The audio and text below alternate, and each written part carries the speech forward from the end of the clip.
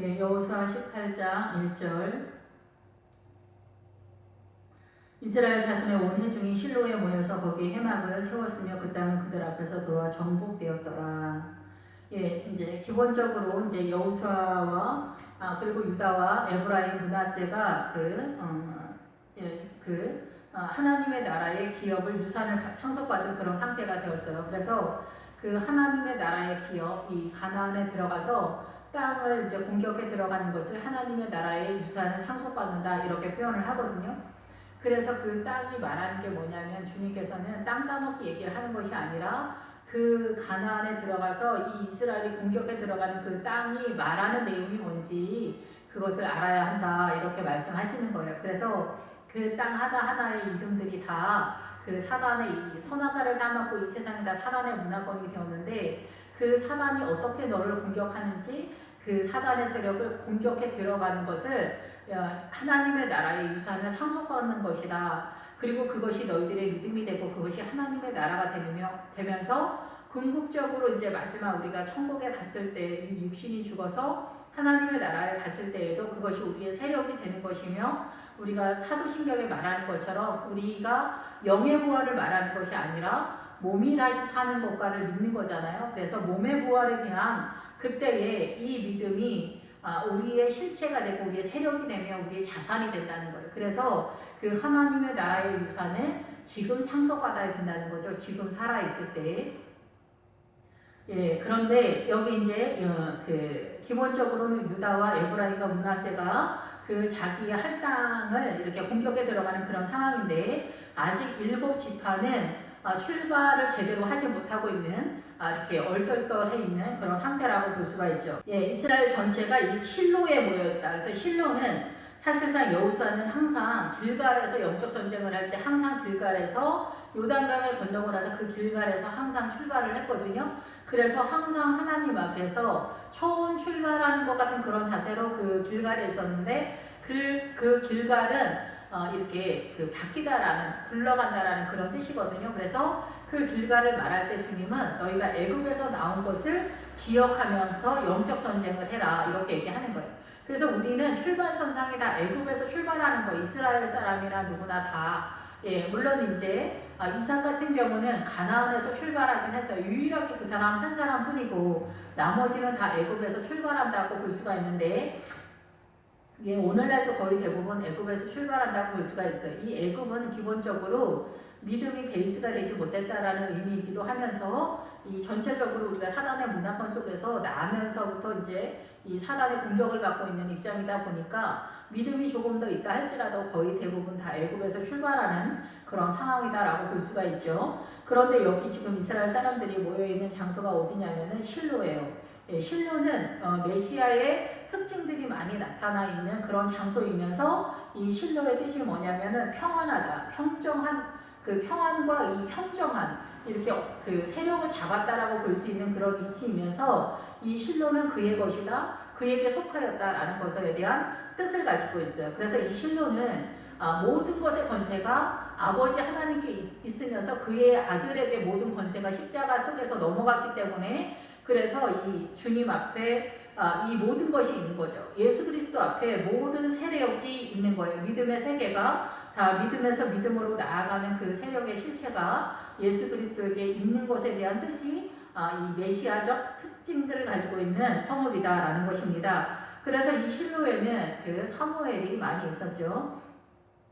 그래서 이제 이 실로에 모여서 이제 그 여호수아가 이스라엘 자손한테 그 기업의 분배를 받지 못한 자가 아직도 7지파나 제대로 분배를 하지 못했다라는 것은 영적 전쟁을 제대로 하고 있지 못하는 상황이고 이 분배를 하지 못했다, 나누다라는 이 분배라는 단어는 나눈다라는 뜻도 있지만 사실상 매끄럽다, 부드럽다라는 땅도 있거든요. 그래서 지금 여기는 요단강을 건너간 가나안의 땅이기 때문에 바사나 목이 요단강 전에 있는데 거기서도 부드럽다, 매끄럽다라는 땅이라고 했잖아요. 그래서 그것을 일컬어 옥토다, 그러니까 그 바산왕 옥에 대한 이 사단의 공격을 공격해 들어갔을 때 비로소 하나님의 나라 열매가 맺기 시작하는 상황인데, 지금 여기는 요단강을 건너갔기 때문에 여기는 하나님의 나라의 열매가 나타날 수밖에 없는 옥토가 준비되어진 상태다라고 볼 수가 있는 거예요. 그래서 이 가나안 땅은 이스라엘이 사단의 세력을 공격해 들어가는 입장에서 이 가나안에 들어온 믿음의 사람들은 다 옥토와 같은 사람들이기 때문에 그 열매가 30배, 60배, 100배의 결실을 맺을 수밖에 없는 이미 그러한 존재들이다라는 것입니다. 예, 그래서 아브라함이 75세 때 이 가나안에 입성했을 때 그 가정이 믿음의 큰 가정으로 세워지기 출발하는 거죠. 그래서 아내한테 대하는 그 태도가 하나님의 나라의 그 자세로 바꾸어지면서 이 가정이 믿음으로 서게 되면서 이 아브라함에게 속한 그런 사람들이 이제 더 하나님의 나라로 세력화되어지는, 하나님의 나라가 세워지는 그런 상황이면서 이삭이 이 세상에 태어났다라는 것은 믿음의 아들이 태어났기 때문에 예수 그리스도를 상징하는 이삭이기 때문에 하나님의 나라의 거대한 말뚝 같은 믿음이 기둥 같은 믿음이 세워지는 그런 역사적 사건이었다라는 거죠. 그것에 대한 영적 전쟁을 아브라함이 해냈다라는 것에 대한 선언입니다. 지금 이스라엘 사람들도 마찬가지로 그 가나안에 입성했기 때문에 그 아브라함의 믿음을 세우는 그 일을 이제는 이스라엘 전체적인 차원에서, 교회 공동체적 차원에서 이 영적 전쟁을 해 나가고 있는 상황이다라고 이렇게 볼 수가 있습니다. 예, 그래서 이 분배라고 할 때 이 가나안에 입성한 상태에서의 분배이기 때문에 여기는 옥토로서 출발하고 있다라고 볼 수가 있습니다. 예, 그러면서 여호수아가 이스라엘 자손에게 이르되 너희가 너희 조상의 하나님 여호와께서 너희에게 주신 땅을 점령하러 가기를 어느 때까지 지체하겠느냐. 이렇게 이 지체하다라는 단어는 낙심해 있거나 가라앉아 있거나 이렇게 떨어진 마음이거나 예, 꾸물거리고 있는 그런 상태의 마음이에요. 그래서 우리가 영적 전쟁을 하지 못하고 시험이 들었다라는 것을 이렇게 지체한다라고 이렇게 표현을 할 수가 있겠죠. 예, 그래서 4절에 보면은 너희는 각 지파에서 3사람씩 선정하라. 내가 그들을 보내리니 그들은 일어나서 그 땅에 두루 다니며 그들의 기업에 따라 그 땅을 그려가지고 내게로 돌아올 것이라 이렇게 말씀하고 있는데, 그 기업이라고 하는 뜻은 계속 말씀을 드리지만은 유산을 상속받는, 이 땅에서 하나님의 나라를 확장하고 높이고 예, 이 부피를 넓혀가는 그 하나님의 나라에 대한 믿음의 세계를 확장하는 것을 이 유산을 상속받는다라는 그런 뜻입니다. 그래서 이 세상에서 우리가 예수님을 영접한 다음에 구원의 확신에다 말뚝박고 신앙을 그냥 끝내는 것들은 이 하나님의 나라가 아니라 사단한테 속고 있는 그런 상황이다라는 거죠. 그것에 대해서 이 4절에서 말씀하고 있다라고 이렇게 생각이 됩니다. 너희는 속고 있다라는 것에 대한. 그래서 기업을 따라 그 땅을 그려가지고 내게로 돌아오라 이렇게 얘기하는데, 그려가지고는 우리는 이 그려가지고라고 이제 내게로 돌아오라고 하는데, 이 뜻은 우리가 이 생명록에 내 이름을 올리는 것처럼 글을 쓰다 명부에 올리다 등록하다라는 그런 뜻을 가지고 있습니다. 그래서 이제 보다 더 이렇게 구체적으로는 새기다라는 그런 뜻을 가지고 있거든요. 그래서 이 하나님의 나라를 우리가 얼마만큼 확보가 하느냐에 따라서 나의 이름이 얼마만큼의 세력으로 하나님의 나라에 기록되는가와 같은 모양이라고 볼 수가 있고, 이 기업을 따라 할 때 이 기업을 하나님의 나라를 이 땅으로 표현되어서 이 땅의 성으로 표현되면서 여기에 하나님의 나라, 그 사단의 그 통치권, 사단의 세력을 하나하나 빼앗아 들어가는 것을 이야기하는 거예요. 지금 이 여호수아가 이 이스라엘 12지파가 사단의 그 세력을 공격해 들어가는 입장이기 때문에 그렇습니다. 그런데 기업을 따라 할 때 이 따라가 이 히브리어로 페라는 단어를 쓰는데, 이게 뭐냐면 입이다라는 뜻이에요. 그래서 이렇게 지금까지 계속 영적 전쟁을 할 때 칼날로 싸우라 이러잖아요. 그런데 이 칼이 싸우다라는 뜻이고, 이 싸우다라는 기본 어근에 들어가면은 먹다라는 그런 단어를 써요. 그래서 우리가 싸우지 않으면 영의 양식을 먹을 수 없다라는 것에 대한 선언이면서, 이 칼날 할 때 날은 입이라는 뜻이에요. 그래서 우리는 말씀의 검으로 싸우는 거예요. 그래서 이 입으로 이 말씀의 검이 되기 위해서는 이 사고 속에서 이 입이 항상 나올 수 있는 거는 내가 이것을 익히 인지하고 있는 이런 상태가 돼야 된다라는 뜻이죠. 그런데 여기서 입이 딱 나오는 거는 기업을 따라 할 때 그 기업에 입으로 그 땅을 그려가지고 내게로 돌아오라, 입으로 그리는 게 아니잖아. 근데 왜 입이라는 단어를 또 썼을까? 이 입이라고 하는 단어가 굉장히 많이 나오거든요. 그래서 말씀의 검과 맥락을 같이 해서 이 입은 뭐냐면은 너희가 영적 전쟁을 하는 것에 대한 인지도가 있어야 된다는 거예요. 너희들 영적 전쟁을 어떻게 가는지 그 노선, 그 길은 알고 있어야 너희가 그 입으로 이 사고 속에서 이게 나오지 않겠냐 이 얘기를 하는 거라고 생각이 듭니다. 그래서 영적 전쟁을 하는 것에 있어서 이 생명의 길의 노선도를 알지 못하면서 영적 전쟁을 할 수 없는 것이죠. 그래서 그 구원의 확신에다가 말뚝박고 나 천국에 간다고 생각하는 사람들은 천국에 갈 수 있는지 없는지 잘 모르겠지만 위험한 거예요, 이거는. 예, 그래서 초등학교 1학년 다니고 나 이 배울 거 다 배웠다. 기억, 니은, 디귿, 리을 띄우고 나서 한글 띈 다음에 나 다 배웠다. 이렇게 생각하는 거하고 똑같다라는 거죠. 예, 그래서 우리는 이 예수 그리스도를 영접하게 되면은 애굽에서 영적으로 홍해를 건너서 법정적으로 즉각적으로 이 광야로 진입하게 되는 거예요. 이 광야라고 하는 것은 이 사단한테 밀리는 상황이라는 거, 예수 그리스도의 세력으로 밀고 들어가는 걸 말하는 게 아니에요. 물론 가나안의 이 요단강을 건너고 나서의 광야는 다른 의미지만은 일단 이 광야에서 요단강을 건너기 전 상태의 광야에서는 사단한테 완전히 밀리고 있는 그런 상태다라는 거죠. 그래서 이 요단강 바로 전에 헤스본 왕 시온하고 바산왕 옥을 점령하지 못했을 때는 우리는 사단의 나라에 그냥 있는 거예요. 법정적으로만 그런 거예요. 그래서 예수 그리스도의 오른편 강도가 이 천국에 가고 낙원에 갔다 이렇게 선언하고 있지만은 그것은 예수 그리스도에 대해서 아는 게 전혀 없다는 거예요. 그래서 우리가 천국에 갔을 때 예수님이랑 만나서 그리고 이렇게 서로 만났을 때 할 얘기가 없는 거예요. 근데 우리 왜 군대 갔다 온 사람들이 할 얘기 엄청 많잖아요. 평생 동안 군대에 갔다 온 얘기를 하잖아요. 그럴 만큼 거기에는 그 자긍심이 대단하다는 거예요. 그래서 우리가 이 땅에 살면서 하나님의 나라, 바로 예수 그리스도에 대해서 얼마만큼 아냐. 이것이 우리의 실력이고 우리의 존재며 무한대로 하나님의 나라를 선언하는 건데 이 기업을 따라 너의 입에 이 하나님의 나라가 이 인지가 되어 있지 못한, 깨닫지 못하고 있는 너의 정체성의 너의 믿음은 뭐냐? 지금 이렇게 기업을 받지 못하고 있는 7지파와 같은 상태다라는 것에 대한 이야기인 거예요. 그래서 너희가 어떻게 공격해 들어가야 되는지, 너희들의 영적 전쟁을 어떻게 해야 되는지 그 구원의 노선도를 그려가지고 오라고 얘기하는 거예요. 너 지금 어디 있냐? 얘기를 하는 거죠.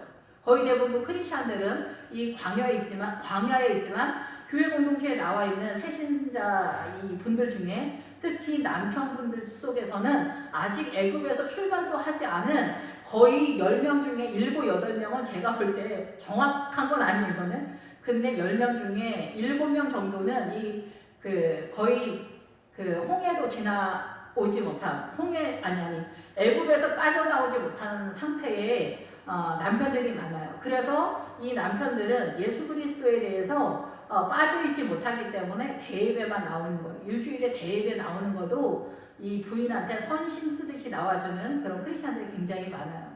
이게 하나님의 살아계심을 아직 인지하지 못하고 있기 때문에 그런 거예요. 이 예수 그리스도를 인정하고 그 주님을 온전히 만났다면은 이미 이 사람은 광야에 들어온 그런 상태인 거예요. 광야에 들어왔으면은 예수님 때문에 실력이 되든지 안 되든지 애가 다 여기서는 이제 제정신이 아닌 그런 상태. 이 사단의 문화권 속에서 사단은 들러붙지, 내가 가지고 있는 내 안에 어둠도 잔뜩 있지, 주님은 희미하게 보이지, 난리가 나는 상태이거든요. 그렇기 때문에 이 광야는 하루도 편할 날이 없는 그런 상태인데 거기서 어쩌고저쩌고 딴 얘기 할 새가 없는 거예요. 그런데 여기에서 이 전쟁을 예수님 내가 예수 그리스도 구원의 확신에다 말뚝을 받고 평안하다, 이거는 진짜 사단의 유혹에 빠졌다라고 밖에 볼 수가 없습니다. 그래서 너희는 기업의 생명의 구원의 길에 그 노선을 그려가지고 오라고 이렇게 말을 한다라고 볼 수가 있어요. 뭘 알아야지 가지. 그런데 지금 우리는 어디에 있어요? 이 사단의 문화권 속에서 통으로 있는데 이 영적인 그 생명의 길을 전혀 모르고 어떻게 가는지 지도도 갖고 있지 못하면 이게 전쟁을 어떻게 하겠어요? 출발도 못하고 길도 모르고 방향도 모르고 아무것도 모르는데 덕이다 이것도 설상가상 여기에다 구원의 확신에다 말뚝을 박아놨으니 난리가 난 셈인 거예요. 그러니까 우리는 광야에서 예수 믿고 예수님 영접하고 이 광야에서 다 끝난 거야. 그냥 그 이상의 길을 알지 못하는 그런 상황이다라고 볼 수가 있는 거죠. 예, 여기 5절에 보면은 요셉의 족속은 북쪽에 있는 그들의 지역에 있다. 예, 유다는 남쪽 자기 지역에 있다. 이렇게 표현을 하는데 이 족속이라고 표현을 했지만 여기에서 족속은 사실은 가정이라는 단어를 쓰거든요.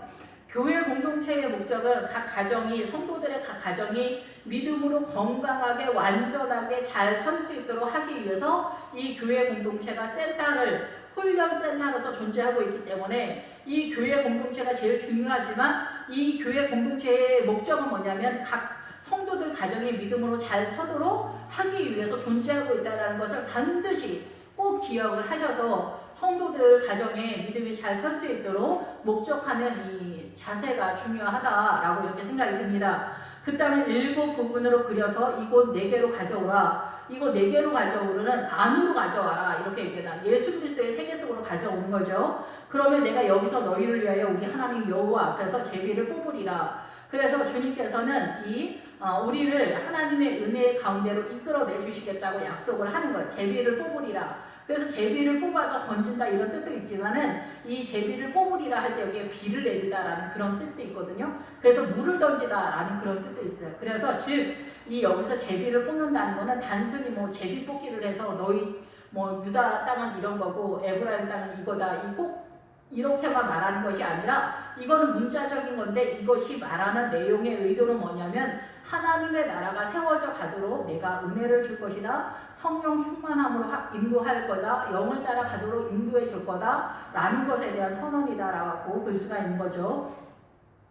내 사람은 너희 중에 분깃이 없나니 여호와의 제사장 직분이 그들의 기업이 되며 갓과 루벤과 므낫세 반지판의 요단 저편 동쪽에서 이미 기업을 받았나니 이는 여호와의 종 모세가 그들에게 준 것이라 하더라. 예, 그래서 레위 사람은 제사장 직분이 없다. 이거 이제 문자적으로 이제 제사장은 직업을 갖지 않는다라는 것에 대한 선언이죠. 예, 그러면서 이 제사장 직분의 기본적인 뜻은 중재하다라는 뜻이 있어요. 하나님과 죄인된 사람들의 그 가운데에서 이 제사장 직분을 갖고 있는 목회자들이 하나님과 사람 사이에 서로 중재하는 일을 하고 있는 상황이고 이들은 왕관을 쓴 사람들이라 그리고 꿈이다라는 뜻을 가지고 있어요. 그래서 이 신부의 믿음을 갖고 있는 사람은 이 하나님의 나라를 예수 그리스도로 이렇게 꾸미는 것을 장식하는 것을 사용하고 있어요. 그래서 사단의 나라도 사단으로 장식을 하고 있거든요. 그래서 이 사단으로 장식하는 이 애국적인, 이 사단적인, 세상적인 것들을 내려놓는 것이 곧 하나님의 나라로 세움으로 나아가는 원리다라는 것으로 또 표현을 하고 있습니다. 예, 그래서 그 사람들이 일어나 떠나니 여호수아가 그 땅을 그리러 가는 사람들에게 명령하여 이르되 가서 그 땅으로 두루다니며 계속해서 이 영적 전쟁을 하기 위해서 두루다니며 걷고 더 걸어라 라는 그런 이야기를 하는 거예요. 우리가 세상을 향해서도 날마다 걸으면서 이 세상을 갖기 위해서 애쓰고 수고하잖아요. 이런 것처럼 하나님의 나라도 마찬가지로 계속해서 이 전투력을 상실하면 안 된다라는 거죠. 그래서 그것을 그려가지고 내게로 돌아오라. 내가 여기 실로에서 여호와 앞에서 너희를 위하여 제비를 뽑겠다라고 이렇게 말씀을 하고 있습니다. 이 실로는 아까 말씀드리는 것처럼 메시아의 특징적인 것, 이 모든 것이 하나님의 것이다, 그의 것이다, 예, 그에게 속하였다라는 그런 뜻입니다. 그래서 우리의 영적 전투는 다 주님께 속한 것이고 주님에게서 이 모든 것이 이루어진다는 거예요. 사단하고의 영적 전쟁인데 내가 싸워서 이길 수 없잖아요. 그러니까 항상 주님의 세력을 끌어와서 주님과 이 사단이 전쟁을 하는 것에 내가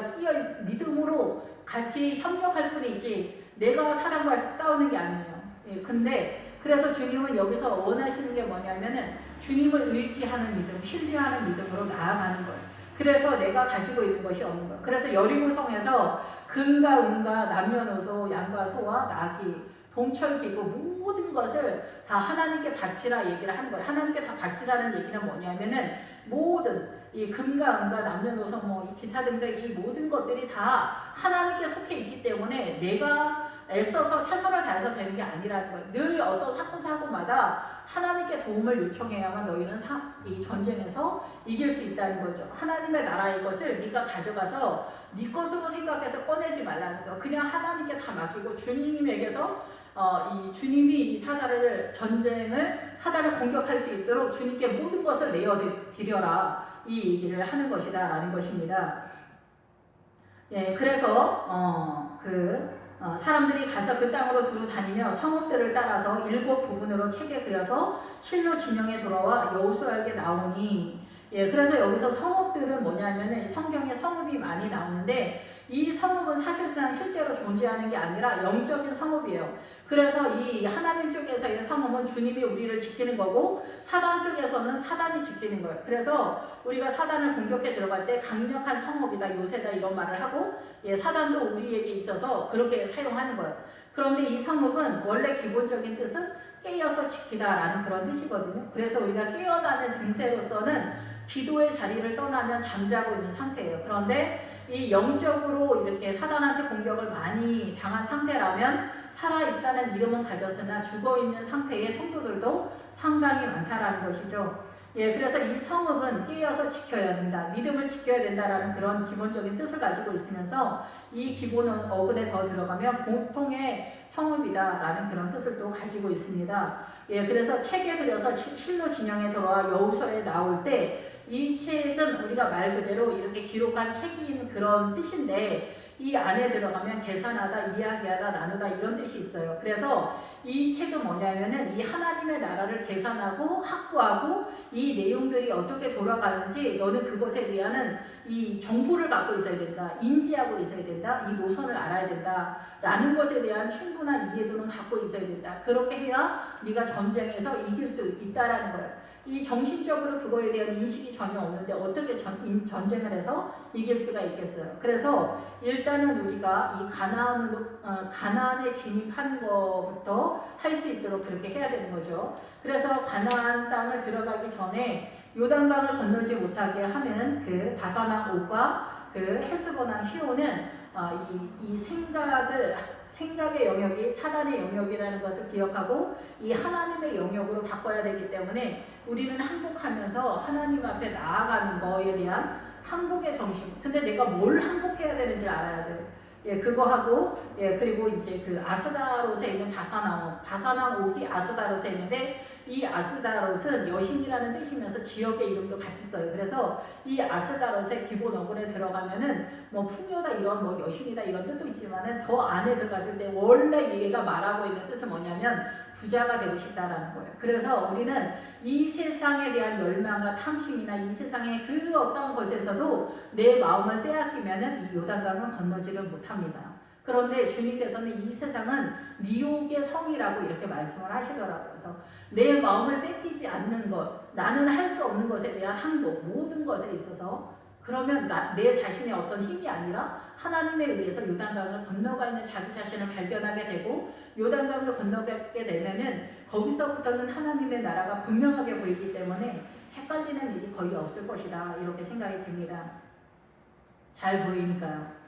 예, 그래서 여호수아가 그들을 위하여 이제 10절 실로의 여호와 앞에서 제비를 뽑고 그가 거기서 이스라엘 자손의 분파대로 그 땅을 분배하였더라. 그래서 이 분배하다는 이 옥토다라는 그런 뜻이라고 했잖아요. 근데도 불구하고 여기서도 우리가 전쟁하는가 그렇게 뭐 녹록진 않아요. 예, 그래서 이제 12지파가 전체적으로 다 그림을 이제 그려오는 그런 상황이어서 이제 단 자손은 너희들 여기로 공격해라.